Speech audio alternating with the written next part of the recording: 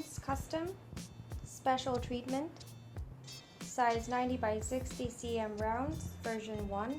Starts with Taffy Pearls that we have sprinkled in the light purple areas of the petals. So as you can see, these are the Taffy Pearls sprinkled in those areas, and this is for version 1.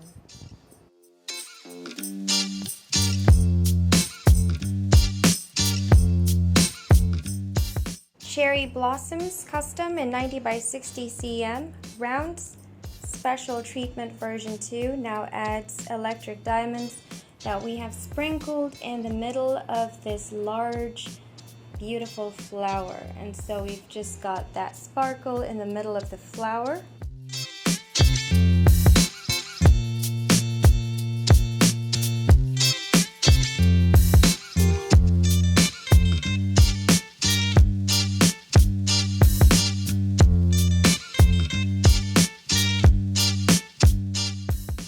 Cherry Blossoms Custom in 90 by 60 cm rounds, special treatment version 3 now adds Magenta Crystals sprinkled on the dark pink areas of the flowers. So these are the glisten that we see on the petals over there, as well as some over here.